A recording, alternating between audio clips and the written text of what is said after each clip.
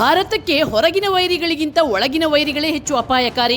Social media ಅನ್ನೋ ಬಿಲದೊಳಗೆ ಕುಳಿತು ಪೌರುಷ ತೋರೋ ಕೆಲ ಇಲಿಗಳ ನಿಜವಾದ ಬಣ್ಣ ಭಾರತ ಪಾಕ್ ಸಂಘರ್ಷದ ಸಮಯದಲ್ಲಿ ಬಯಲಾಗಿದೆ. ಯುದ್ಧ ಭೀತಿಯ ವೇಳೆ ಒಗ್ಗಟ್ಟಾಗಿ ಭಾರತದ ಪರ ನಿಲ್ಲಬೇಕಾದ ಕೆಲ ದುಷ್ಟ ಭಾರತೀಯರು ಪಾಕಿಸ್ತಾನದವರಿಗಿಂತಲೂ ಕಡೆಯಾಗಿ ವರ್ತಿಸಿದ್ದಾರೆ. ಇವರು ನಕಲಿ ಸಾಮಾಜಿಕ ಖಾತೆ ಸೃಷ್ಟಿಸಿ ಹಿಂದೂ ಮುಸ್ಲಿಮರ ನಡುವೆ ವಿಷಬೀಜ ಬಿತ್ತಿ ತಮ್ಮ ಬೇಳೆ ಬೇಯಿಸಿಕೊಳ್ತಿದ್ರು. ಇವರಲ್ಲಿ ಅನೇಕರು ಮುಸ್ಲಿಂ ಹೆಸರಿನ ಖಾತೆ ಹೊಂದಿದ ಹಿಂದೂಗಳೇ ಆಗಿದ್ರು. ಆದ್ರೆ ಇದ್ಯಾವುದೂ ತಿಳಿಯದ ಕೆಲ ಭಾರತೀಯರು ನಕಲಿ ಸುದ್ದಿಗಳನ್ನು ನಂಬಿ ತಮ್ಮ ಖಾತೆಯಲ್ಲೂ ಈ ನಕಲಿ ವಿಷಪೂರಿತ ಸುಳ್ಳು ಸುದ್ದಿಗಳನ್ನು ಹಂಚಿಕೊಳ್ತಾ ಇದ್ರು. ಆ ಮೂಲಕ ನಮ್ಮ ದೇಶದ ಮಾನವನ್ನು ಅಂತಾರಾಷ್ಟ್ರೀಯ ಮಟ್ಟದಲ್ಲಿ ಕಳೀತಿದ್ರು. ನಕಲಿ ಖಾತೆ ಸೃಷ್ಟಿ, ಪಾಕ್ ಕುತಂತ್ರ ಬಯಲು. ಇದೇ ಸಂದರ್ಭದಲ್ಲಿ ಪಾಕಿಸ್ತಾನದ ಕುತಂತ್ರವೂ ಬಯಲಾಗಿದೆ. ಪಾಕಿಸ್ತಾನದ ಕೆಲ ದುಷ್ಟರು ಭಾರತೀಯರ ಖಾತೆಯನ್ನೇ ಹೋಲುವ ನೂರಾರು ನಕಲಿ ಖಾತೆ ಸೃಷ್ಟಿಸಿ ಭಾರತದ ಆಪರೇಷನ್ ಸಿಂಧೂರ್ ಬಗ್ಗೆ, ಸೇನಾ ಕಾರ್ಯಾಚರಣೆಯ ಬಗ್ಗೆ ಕೆಟ್ಟ ಅಭಿಪ್ರಾಯ ಮೂಡಿಸುವ ವಿಡಿಯೋಗಳನ್ನು ಪೋಸ್ಟ್ ಮಾಡ್ತಿದ್ರು.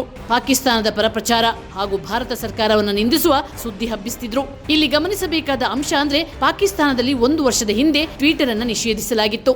ಆದ್ರೆ ಭಾರತ ಯಾವಾಗ ಆಪರೇಷನ್ ಸಿಂಧು ಆರಂಭಿಸಿತೋ ಆ ಬಳಿಕ ಈ ನಿಷೇಧವನ್ನು ರದ್ದು ಮಾಡಲಾಯಿತು. ಆಗ ನಕಲಿ ಖಾತೆಗಳು ಓಪನ್ ಆಗಿ ಸುಳ್ಳು ಹಾಗೂ ನಕಲಿ ಸುದ್ದಿಗಳ ಮಳೆಯೇ ಸುರಿಯಲಾರಂಭಿಸಿತು. ಹಾಗಾಗಿ ಸೋಷಿಯಲ್ ಮೀಡಿಯಾ ಬಳಸುವ ನಮ್ಮ ಜನ ಸತ್ಯ ಯಾವುದು, ಸುಳ್ಳು ಯಾವುದು ಅಂತ ತಿಳಿದು ಸುದ್ದಿಯನ್ನ ಶೇರ್ ಮಾಡೋದು ಒಳ್ಳೆಯದು.